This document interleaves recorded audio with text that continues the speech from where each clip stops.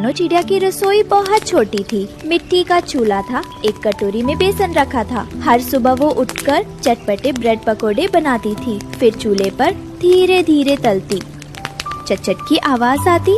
आज बेसन में थोड़ी हल्दी भी डालूंगी और थोड़ा सा हरा धनिया। बच्चों को चटपटे पकोड़े बहुत पसंद हैं। तभी उसके घर पर तोती आती है। रानो बहन, अरे वाह, इतनी प्यारी खुशबू आ रही है तुम्हारे घर से। लगता है आज तो पूरे जंगल के बच्चे लाइन में लगने वाले हैं पकोड़ों के लिए। क्या बात है। अरे हरियाली बहन, आओ आओ, आज मैंने थोड़े खास ब्रेड पकोड़े बनाए हैं। बच्चों के लिए बेसन में थोड़ा धनिया और हरी मिर्च भी डाली है। तुम्हारे लिए भी निकालती हूँ गरम गरम। सच में रानो, तुम्हारे हाथ के पकोड़े तो जैसे जादू होते हैं। इतनी खुशबू तो कालू कौवे की दुकान से कभी नहीं आती। मैं तो बस प्यार से बनाती हूँ हरियाली बहन, जब बच्चे खुश होते हैं ना। दोस्तों, ये रहे हमारी आज की वीडियो के प्यारे सब्सक्राइबर्स और फॉलोअर्स के नाम। आजम, ललिता, कल्लू भाई, ज्योति सिंह, नवनीत सिंह, शीलू सिंह। और जो नहीं चुने गए, चिंता मत करो, अगली बार तुम भी बन सकते हो जंगल के सुपरस्टार। दोस्तों, अगर आप भी चाहते हैं मैं आपका नाम अपनी कहानी में लूं, तो देर किस बात की, जल्दी। लगता है भगवान मेरे घर ही बैठा है। बस यही तो फर्क है रानो, तुम मोहब्बत से बनाती हो और लालच से बेचता है। चलो अब बातें छोड़ो, ये लो पकोड़े और बताओ कैसा बना है आज का टेस्ट। वाह रानो, तुम्हारे जैसा स्वाद तो किसी के पास नहीं। दिल जीत लिया बहन। जंगल के बच्चे रानो के पकोड़ों के दीवाने थे। हर रोज सुबह वो उसके घर के पास लाइन में लगते। रानो अपने घर के नीचे ही ठेला लगाती थी। रानो दीदी, आज 2 पकोड़े देना, कल मम्मी भी खाने आई थी। रानो चाची, आपकी चटनी सबसे मजेदार होती है। खाओ मेरे बच्चों, प्यार से बनाया है, बस हाथ जलाओ मत। जंगल की एक पेड़ के पीछे कालू कौवा छुपा हुआ था। वो रानो चिड़िया को देख रहा था। उसके दिल में जलन की आग भड़क उठी थी। रानो की दुकान पर बच्चों की भीड़ देखकर वो अंदर ही अंदर गुस्से से चलने लगा। ये रानो रोज ब्रेड पकोड़े बेच कर फेमस होती जा रही है। हर बच्चा उसके ठेले पर जाता है। अब कोई मेरी दुकान की तरफ देखता भी नहीं। क्या कमी है मुझ में। इतने में गोरी कौवी उसकी तरफ उड़कर आती है और उसके पास बैठ जाती है। तो फिर तुम भी बना लो पकोड़े कालू, उससे अच्छे और ज्यादा कुरकुरे। हो सकता है बच्चे फिर से तुम्हारी दुकान पर आए। हाँ, क्यों नहीं, लेकिन मैं रानो की तरह मेहनत नहीं करूँगा। मैं तो सस्ते वाले पकोड़े बेचूंगा। बेसन में पानी ज्यादा डालूंगा, अंदर आलू कम रखूंगा, ऊपर से ताजगी का ढोंग करूंगा। कम मेहनत, ज्यादा मुनाफा। ये रानो क्या चीज है मेरे सामने। पर कालू, बच्चे तो स्वाद देखते हैं और तुम्हारे पकोड़े अगर बेकार हुए तो? मुझे सब पता है गोरी, मैं चतुर और चालाक कौवा हूँ। रानो जैसे सीधे दिल वाले इस दुनिया में बस भावुक बनकर रह जाते हैं। असली खिलाड़ी तो मैं हूँ। लेकिन कालू को ये नहीं पता था कि चालाकी से भरा खाना कभी दिल तक नहीं पहुँचता। बच्चों का दिल जीतने के लिए दिल से खाना बनाना पड़ता है, जैसे रानो बनाती है।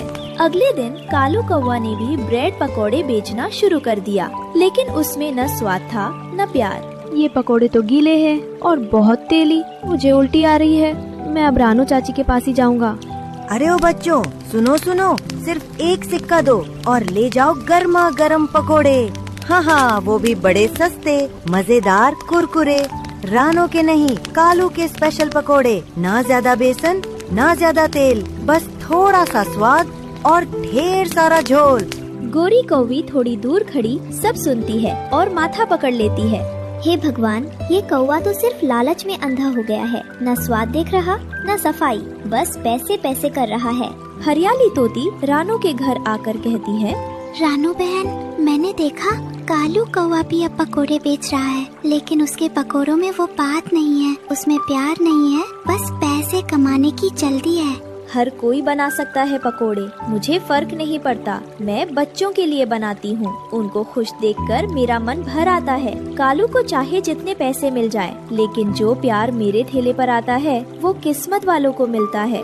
सच कहा रानो, तुम्हारा दिल साफ है, इसलिए तुम्हारा चटपटे पकोड़े सबको पसंद आता है। रानो चिड़िया अपने छोटे से ठेले पर खड़ी है। वो प्यार से गरम गरम पकोड़े तल रही थी। छोटे छोटे बच्चे, चिड़िया, तोता, कबूतर सब दूर दूर से दौड़ते हुए रानो के पास आ रहे थे। रानो चाची, आज बहुत भूख लगी है, जल्दी दो ना पकोड़े। आपके पकोड़े सबसे अच्छे लगते हैं, आप जैसे कोई नहीं बनाता। अरे मेरे लालो, सबको मिलेगा, प्यार से मिलेगा। बैठो जरा आराम से, गरम गरम बना रही हूँ। रानो चाची, आप माँ जैसी लगती हो। अरे ओ मेरे लाडले, मैं तो बस एक छोटी सी चिड़िया हूँ, लेकिन तुम्हारा प्यार मुझे बहुत बड़ा बना देता है। वही एक पेड़ के पीछे खड़ी हरियाली तोती ये सब देख रही थी। वो भावुक होकर सोचती है, रानो की गरीबी में भी अमीरी है, क्योंकि उसके पास दिल का खजाना है। एक दिन जंगल में बहुत बुरा हुआ। कालू कौवा के बनाए पकोड़े खाने से 2 नन्हे बच्चे बीमार हो गए। उनके पेट में तेज दर्द शुरू हो गया। एक तो था कबूतर का बच्चा और दूसरा तोते का। थोड़ी ही देर में ये खबर पूरे जंगल में फैल गई। सब डर गए और गुस्से में भी थे। हे भगवान, किसने ये सड़े हुए पकोड़े बनाए थे? मेरे बच्चे का तो पेट बहुत दुख रहा है। माँ, वो कालू कौवा के पकोड़े खाए थे, उसके बाद ही दर्द शुरू हुआ। मेरा बच्चा भी बीमार हो गया है, कुछ खा भी नहीं रहा, सिर्फ रो रहा है। ये तो बहुत गलत बात है। माँ, पकोड़े बहुत कड़वे थे और अजीब महक थी, मुझे अच्छा नहीं लगा। दोनों परिवार कालू के ठेले पर जाते हैं। ये क्या किया कालू? मेरे बच्चे की तबीयत तो बहुत खराब हो गई है। उसने सुबह तेरे पकोड़े खाए थे। मैंने कुछ गलत नहीं किया, बस थोड़ी सी बेसन कम थी और तेल भी पुराना था। पर मैं तो बस पैसे कमाने की कोशिश कर रहा था। पैसों के लिए तुमने बच्चों की सेहत से खेला, शर्म करो कालू। पास ही खड़ी रानो चिड़िया सब देख रही होती है। असली स्वाद पैसे से नहीं, प्यार से आता है। मैं भी गरीब हूँ, पर बच्चों की हंसी मेरी असली कमाई है। कालू सिर झुकाकर रानो के पास आता है। रानो, मुझे माफ कीजिए, मैंने जलन में आकर आपकी नकल की, लेकिन मुझे अब समझ आ गया, सच्चा स्वाद दिल से आता है। कोई बात नहीं कालू जी, इंसान गलती करता है, लेकिन अगर दिल से माफी मांगे तो उसे माफ कर देना चाहिए। अब जंगल में सिर्फ एक ही पकोड़ों वाली दुकान थी, रानो चिड़िया की। लेकिन सबसे खास बात ये थी, वहाँ सिर्फ खाना नहीं मिलता था, वहाँ मिलता था प्यार, सच्चाई और मेहनत का स्वाद।